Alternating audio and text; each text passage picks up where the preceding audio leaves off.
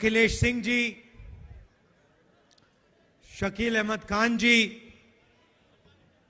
मदन मोहन झा जी, तारिक अनवर जी, इमरान प्रतापगढ़ी जी, कन्हैया कुमार जी,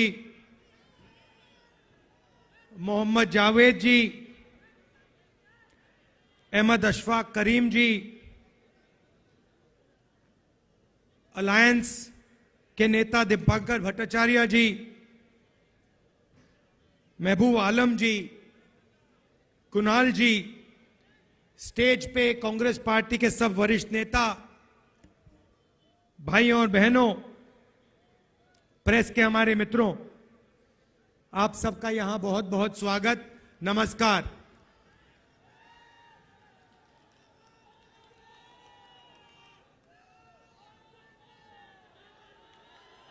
अभी जब अखिलेश जी का भाषण चल रहा था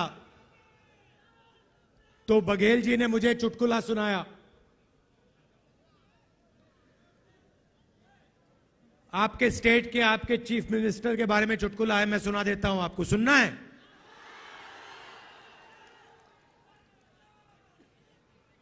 तो आपके चीफ मिनिस्टर गवर्नर के यहां स्वेरिंग इन के लिए गए, बड़ा धूमधाम था। वहां पे बीजेपी के नेता बैठे थे, गवर्नर साहब बैठे थे, सब एमएलए बैठे थे। स्वेरिंग इन होती है, शपथ लेते हैं चीफ मिनिस्टर का। उनके मंत्री, 2-3 मंत्री भी शपथ लेते हैं, खूब तालियां बजती हैं और फिर नीतीश जी निकल जाते हैं, वापस सीएम हाउस की ओर चल जाते हैं। गाड़ी में पता लगता है कि वो अपना शॉल गवर्नर के घर में छोड़ आए, तो ड्राइवर से कहते हैं भैया चलो, वापस चलो, शॉल उठाना है। तो ड्राइवर गाड़ी घुमाता है, गवर्नर के घर आता है। नीतीश जी निकलते हैं, गवर्नर के पास जाते हैं, दरवाजा खोलते हैं। गवर्नर कहते हैं भाई इतनी जल्दी वापस आ गए? तो ये हालत है बिहार की। थोड़ा सा दबाव पड़ता है और यू टर्न ले लेते हैं।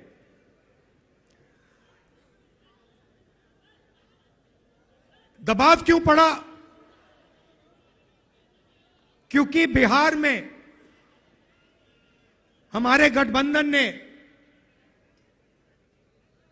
एक बात जनता के सामने रखी है। इस यात्रा में हम 5 न्याय की बात कर रहे हैं, उनमें से एक न्याय, उसको आप सामाजिक न्याय कह दीजिए, उसको आप हिस्सेदारी कह दीजिए, उसको आप भागीदारी कह दीजिए, उसके बारे में हम काम कर रहे हैं।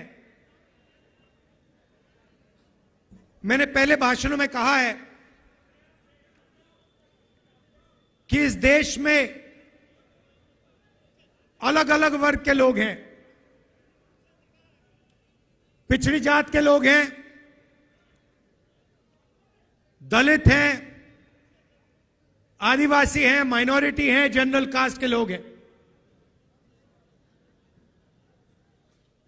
हर समाज में कमजोर लोग हैं। ओबीसी समाज देश का सबसे बड़ा समाज है। मगर अगर मैं आज आपसे पूछूं कि इस देश में ओबीसी समाज की आबादी कितनी है, आप इस सवाल का जवाब नहीं दे सकते। दे सकते हैं? कोई नहीं जानता। और मैं सिर्फ एक बात आपके सामने रखना चाहता हूं। आप देश के किसी भी सेक्टर को देख लो, सरकार की बात करनी है तो मैंने पिछले भाषणों में कहा, जो देश की सरकार को चलाते हैं 90 अफसर हैं, आईएएस के अफसर हैं। 90 में से 3 ओबीसी वर्ग से आते हैं। और अगर 90 अफसर पूरे के पूरे बजट के बारे में निर्णय लेते हैं तो ये ओबीसी अफसर 100 रुपए में से 5 रुपए का निर्णय लेते हैं। तो सरकार में ना ओबीसी की, ना दलित की, ना आदिवासी की भागीदारी है। सरकार को छोड़िए, हिंदुस्तान की सबसे बड़ी 500 कंपनीज को देख लीजिए, उनकी लिस्ट निकालिए, उनके मालिकों के नाम पढ़िए। आपको उन नाम में से एक दलित, एक आदिवासी, एक पिछड़ा नहीं मिलेगा।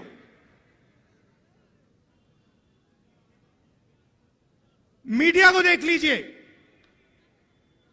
अखबारों को देख लीजिए, टीवी को देख लीजिए,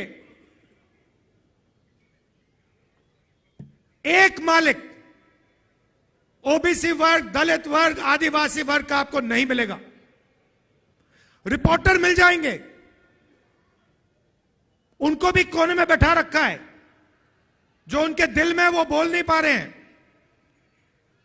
मगर सीनियर मैनेजमेंट में और मालिकों में आपको एक ओबीसी, एक दलित, एक आदिवासी नहीं मिल सकता।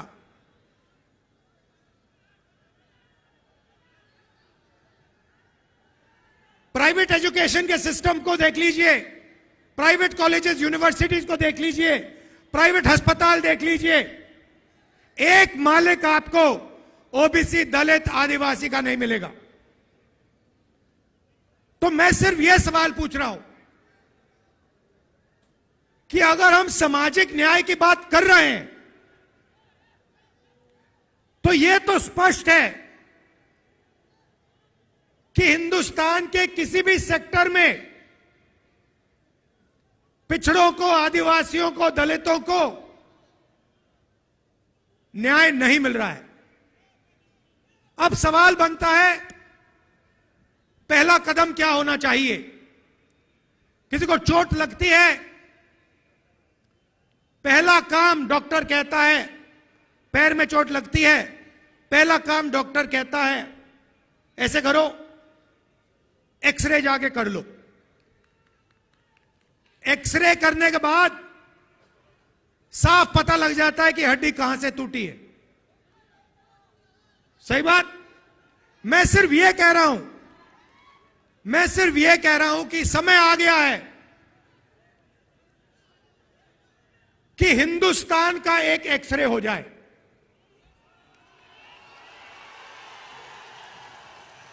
एक एक्सरे हो जाए, उसके बाद एमआरआई भी हो सकता है, मगर पहले एक एक्सरे हो जाए कि इस देश में किसकी कितनी आबादी है, लोगों की गिनती हो जाए। जनरल कास्ट के इतने लोग हैं, उसमें से अमीर इतने हैं, ओबीसी जात के इतने लोग हैं,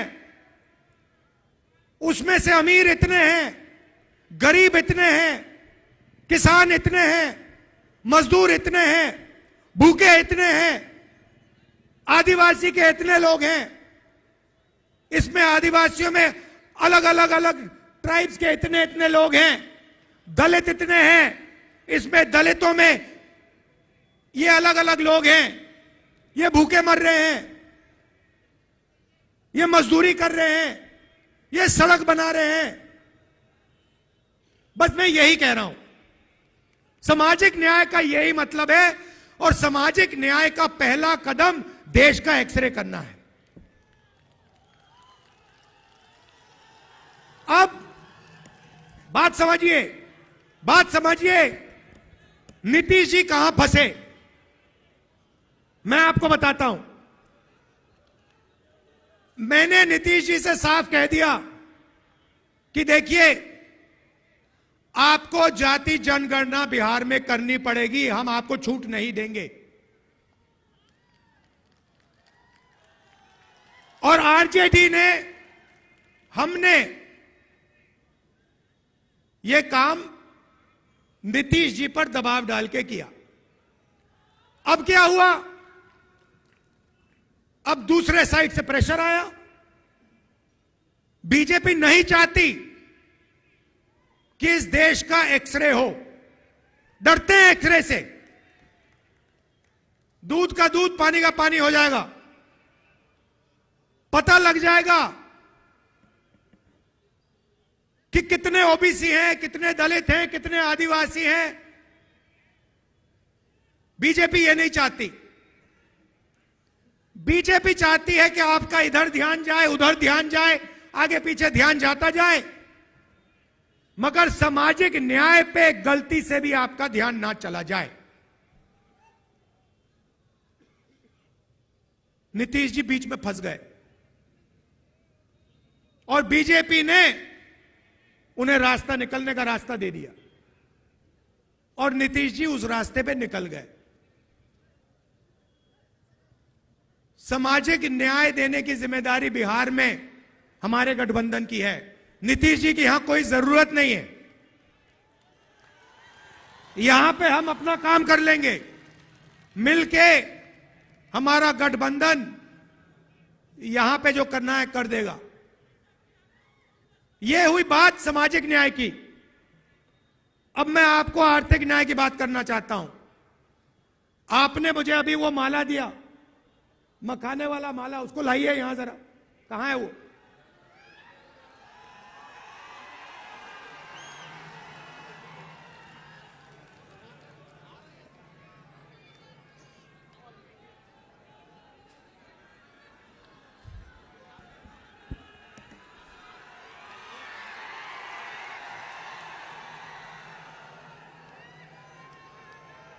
मैं 1 मिनट में आपको आर्थिक अन्याय समझाने जा रहा हूं।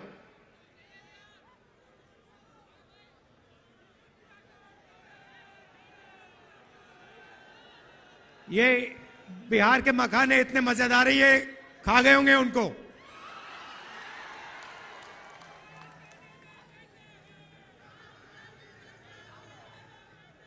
खा गए, देखो खा गए।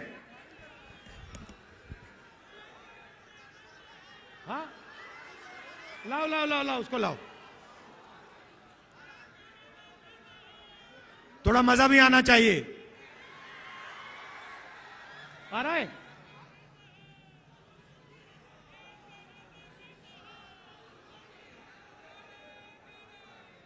ये आ गया।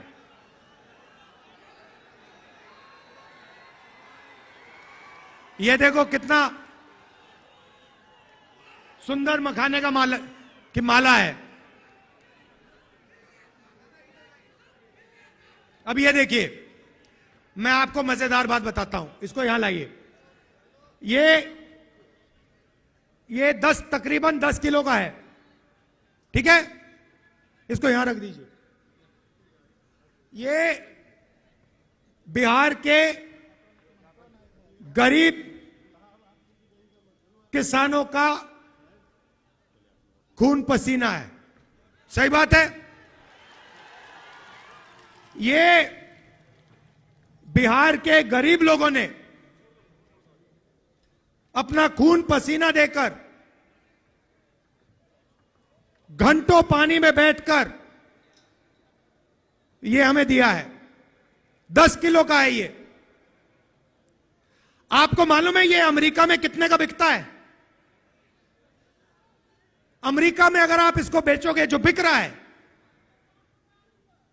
अमेरिका में, ये बड़ा बिक रहा है आजकल, वहां पे फैशन आ गया है कि मखाना खाएंगे, बिहार का मखाना खाएंगे। सबसे पहले उनको मालूम नहीं है ये मखाना कहां से आता है, पहली बात यह है। मगर मेरा सवाल आपसे, ये 10 किलो की जो माला है, ये अमेरिका में कितने रुपए के लिए बिकेगी? चुप हो गए। मैंने नेट पे देखा, अभी देखा, ये माला 15,000 रुपए के लिए अमेरिका में बिकेगी। 15,000 रुपए 10 किलो के लिए। अब मुझे बताओ, इसमें से 15,000 रुपए में से बिहार के किसान को कितना रुपया मिल रहा है? बिहार का किसान 250 रुपए किलो के बेच रहा है, मतलब 2,500 रुपए 10 किलो के लिए। ये 15,000 रुपए, गलती की मैंने, ये 15,000 रुपए 1 किलो का, मतलब ये माला अमेरिका में 1,50,000 रुपए के लिए जाएगा। गलती कर दी, सॉरी। 1,50,000 लाख रुपए के लिए ये अमेरिका में बिकता है,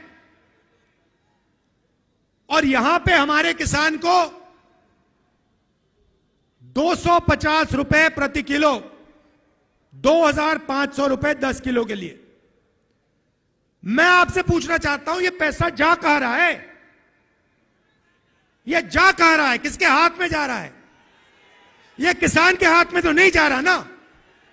तो ये देखिए, इसको कहते हैं आर्थिक अन्याय, और ये हर चीज में हो रहा है। जो मैकेनिक गाड़ी बनाता है, जिसने इस माइक्रोफोन को आज सुबह ठीक किया, मोबाइल फोन को जो ठीक करता है, जूते बनाता है, टी शर्ट बनाता है, जो भी हाथ से काम करता है, उसके साथ हिंदुस्तान में भयंकर अन्याय हो रहा है। इसके बारे में कोई बोल नहीं रहा। मैंने आपको बोला कि 10 किलो की माला अमेरिका में 1,50,000 रुपए के लिए बिक रही है। आप हैरान हो गए।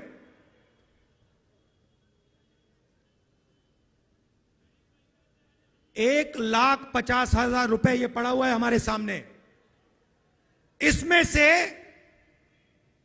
2-3 हजार रुपए किसान के जेब में जा रहे हैं।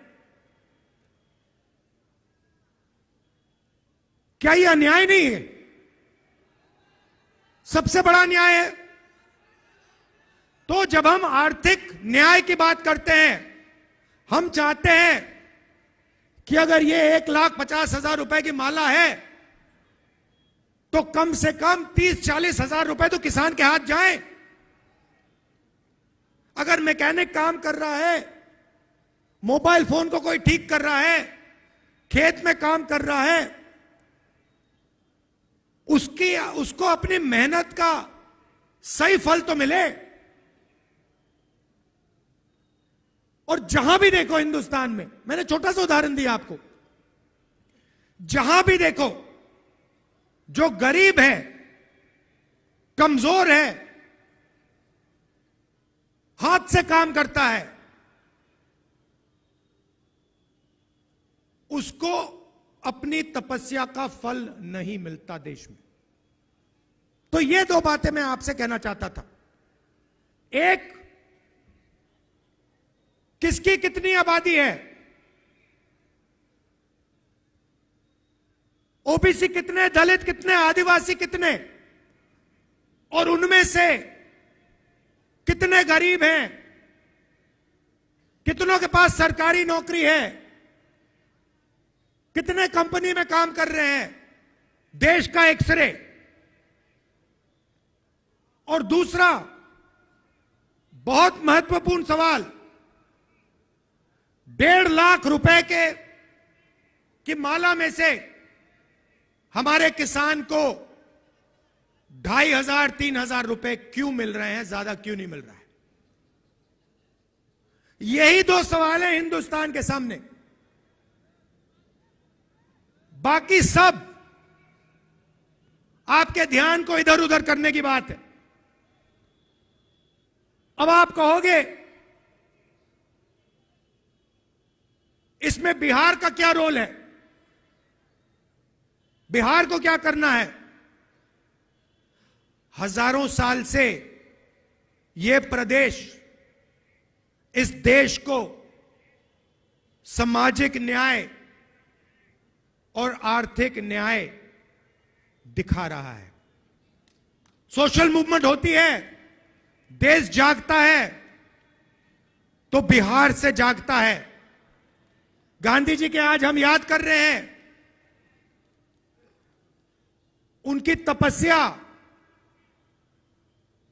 चंपारण में शुरू हुई थी, बिहार में शुरू हुई थी। इसलिए मैं आपको यहां कह रहा हूं, बीजेपी के लोग आपके ध्यान को इधर उधर करना चाहते हैं,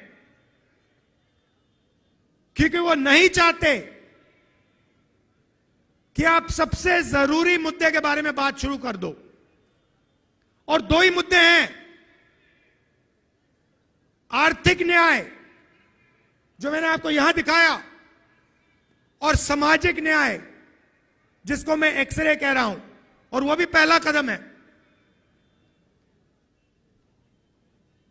भाइयों और बहनों, पिछले साल हमने भारत जोड़ो यात्रा की। कन्याकुमारी से हम कश्मीर तक चले, समुद्र के तट से शुरू किया, चलते गए चलते गए चलते गए हिमालय तक चले। आप सब हमारे साथ चले थे। बीजेपी देश में नफरत और हिंसा फैला रही है। इनका लक्ष्य यही है कि आप हिंसा में, नफरत में उलझे रहो, एक भाई दूसरे से लड़े, और आप आर्थिक और सामाजिक न्याय की बात मत करो। और भारत जोड़ो यात्रा ने देश में एक नया रास्ता दिखाया। यात्रा में बिहार के लोग हमारे साथ चले, बंगाल के लोग चले, और आपने हमें कहा देखिए आप कन्याकुमारी से कश्मीर जा रहे हो, बिहार, बंगाल, उत्तर प्रदेश, इसमें से आप यात्रा क्यों नहीं कर रहे हो? बात बिल्कुल सही थी। इसीलिए हमने मणिपुर से भारत जोड़ो न्याय यात्रा शुरू की। मणिपुर से क्यों? क्योंकि बीजेपी और आरएसएस की विचारधारा ने मणिपुर को जला दिया है। सिविल वॉर का माहौल बन गया है, लोग मर रहे हैं, घर जलाए जा रहे हैं, और प्रधानमंत्री आज तक वहां नहीं गए। मणिपुर में शुरू किया, नागालैंड, अरुणाचल, बंगाल, असम, और अब हम बिहार आए हैं। यात्रा में हम लंबे भाषण नहीं करते, 15-20 मिनट बोलते हैं, 6-7 घंटे आपकी बात सुनते हैं। आज सुबह चाय की दुकान में हमने 3-4 परिवारों के साथ चाय पी, उनकी बात सुनी। बस में लोग आते हैं, हम पैदल चलते हैं, पद यात्रा में चलते हैं। क्यों? आपके दिल में जो है वो हम समझना चाहते हैं, सुनना चाहते हैं। हम अपनी मन की बात नहीं रखना चाहते हैं, हम आपकी मन की बात सुनना चाहते हैं, समझना चाहते हैं। और यात्रा में हमने पिछली यात्रा में एक नारा निकाला था, नफरत के बाजार में मोहब्बत की दुकान खोलनी है। और पिछले 2 दिन आपने यात्रा में मोहब्बत की दुकान खोली है, इसके लिए दिल से आपका मैं धन्यवाद करना चाहता हूं। जहां भी हम गए हैं वहां बिहार के युवा, माताएं, बहनें, किसान, मजदूर, छोटे दुकानदार, सब ने यात्रा का समर्थन दिया, अपनी पूरी की पूरी शक्ति यात्रा को दी और जितनी भी मोहब्बत दे सकते थे आपने हमें दिया। इसके लिए मैं आपको दिल से धन्यवाद करना चाहता हूं और अंत में आपसे यह कहना चाहता हूं कि सामाजिक न्याय और आर्थिक न्याय से बड़ी कुछ बात नहीं है। यही है हिंदुस्तान का भविष्य। अगर आप अच्छा चाहते हैं तो आर्थिक न्याय और सामाजिक न्याय हिंदुस्तान